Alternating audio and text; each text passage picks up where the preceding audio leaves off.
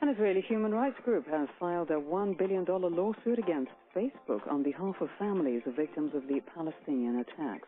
The lawsuit presented at the New York Federal Court claims that Facebook is providing a platform for militants to spread violence and incitement.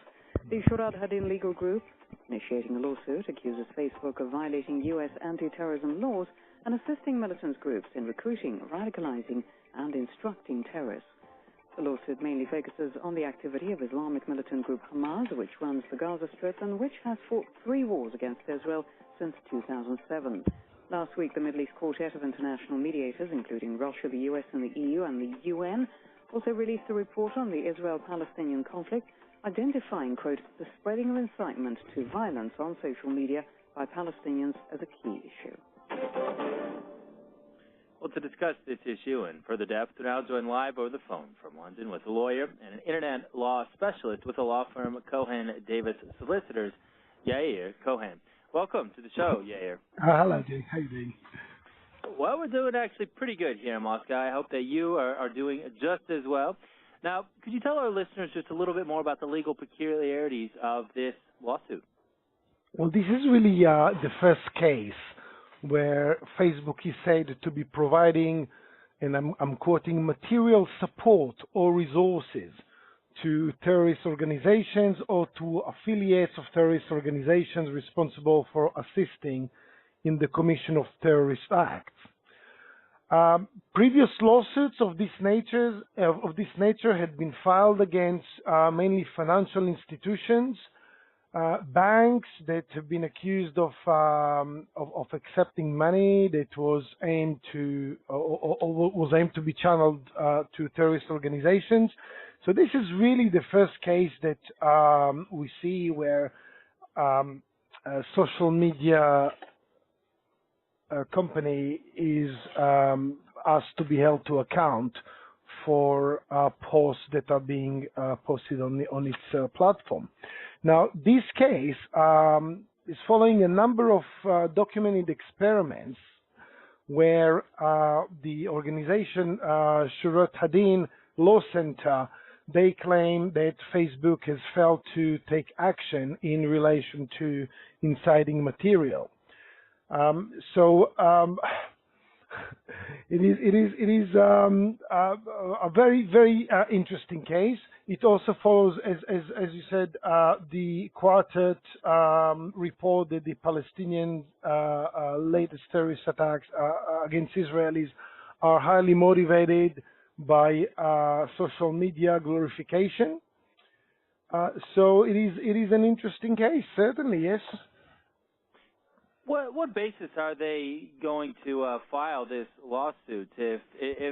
What's the basis?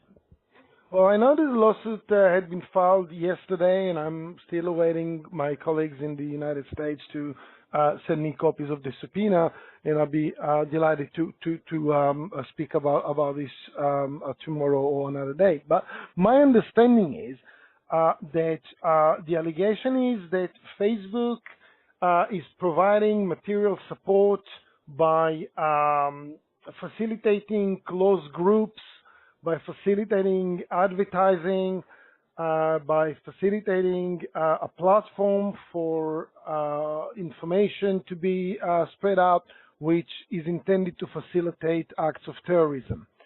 So the idea is that information that is being posted on Facebook is then either being encouraging people to go and commit acts of terrorism, or in fact help organize terrorist cells that will in the near future presumably will be used to commit acts of terrorism. You know, on the face of it, it seems as if this is a pretty clear-cut case. On the other hand, I guess it depends upon the court's decision of a terrorist in a terrorist act. So with that in mind, how would you estimate the plaintiff's chances? Well, in terms of the term terrorism and terrorism act, this specific case is directed at the Hamas, which is a designated terrorist organization by the U.S. State Department. So in that respect, I don't think there will be serious questions. Now, the main issue will be is whether Facebook is simply a publisher or is just a neutral platform that equivalent to a graffiti wall where people can write or post or create discussions regardless of Facebook views of opinion. However, the lawsuit will say, as I understand it, that Facebook actively assists the inciters to find people who are interested in acting in the hateful, interested in acting upon hateful messages and suggestions. So the issue will be is whether Facebook is actually playing an active role, and whether Facebook is facilitating groups, facilitating discussions, and of course whether Facebook has got the ability to effectively monitor the what has been carried out inside that platform. And we know that Facebook is monitoring, and we know that Facebook has got facilities to monitor. We also know from evidence submitted previously that Facebook chose on a number of cases to ignore reports about alleged terrorist activity. So it is an interesting case, and it might even succeed. Well, again, I guess it depends upon a person or the court's definition of terrorism or what a terrorist is, or even what a terrorist act is. And I say that because, you know, on one hand, there's not necessarily half the world, but there's a large majority of people that say that Israel is a terrorist state. There's a large majority of the people that say Hamas is a terrorist state. There are different social groups inside the U.S. that may or may not be advocating violence against other groups of people. So it's an interesting case. And, of course, the biggest thing that really stands out to me is that for a very long while, several years now, you know, the Islamic State has been recruiting across Facebook. There are all kinds of stories of trading sex slaves, you know, buying weapons, and I don't know. You know, I'd like to see how it plays out. Do you know if Facebook has a game plan? Have they responded, or do you know anybody in their camp that might be able to give you a heads up on how they plan to approach things?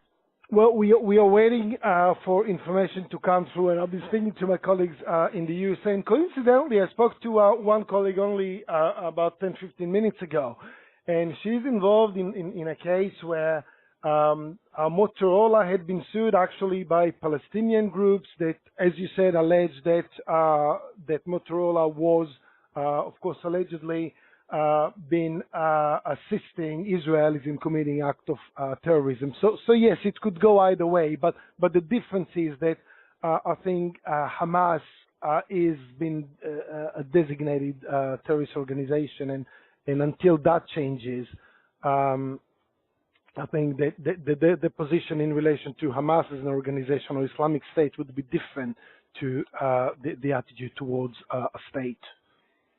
Well, yeah, sure. You know, the idea, of course, is just that different people have different opinions, and I would find it interesting to see how the court plays this out. Now, you raise an interesting point when you talk about Motorola there. Could you tell us a little bit more about this lawsuit? And is this some type of general trend in the courts? Are where groups of people are suing large corporations? We know about one other case against Facebook that was filed on behalf of, I believe, 20,000 Israelis, and we know about this one specific Motorola case. And I will be looking forward to chatting to my colleague who is actually defending the case on behalf of Motorola to see how things are developing. Interesting. Let's go back to Facebook for a moment then. And do you feel that it could be legally possible to force the company to censor materials as seen as inciting violence, or maybe as per a court order? It would be possible, in theory at least, because the Anti-Terrorism Act specifically makes provision for prevention of assisting terrorist activity. So it could possibly, I mean, it would be interesting to see whether the court is willing to impose on Facebook a positive duty to act, We know that in the other case against Facebook, the remedy sought is only an injunction, and the injunction is, or injunction is another word for a court order, and the court order that is sought is to order Facebook to take active role in preventing incitements. So in this case, there is also a claim for damages, so not only for an injunction. Well, that brings us back to one of the questions I had in the very beginning then. Is this lawsuit mostly about recouping some $1 billion, or is it mostly about, I don't know, court activism? A little bit of both. A little bit of both, I suppose. The action was brought on behalf of a number of deceased individuals. So I suspect that money, wouldn't bring them back. So the damages sought are pretty much symbolic, and saying that there is probably intent here to create some sort of precedent, and also I suppose politically highlight a number of issues from the Israeli side, same way that the Palestinian case against Motorola is probably intending to highlight the plight of the Palestinians who are killed in Israel. Well, looking forward, what happens now? Oh yeah, absolutely. Well, what will happen now? Are we in the first stages? Will it take 6 sorry, yeah, I misheard. Well, the lawsuit was only filed yesterday, which is last night American time.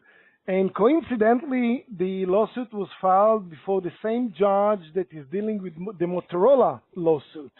So the same judge now has to decide whether the cases should move forward. One case, interestingly enough, is being brought by a Palestinian group. Another case is being brought by an Israeli group. So the same judge will have to make a decision how to proceed with the matters.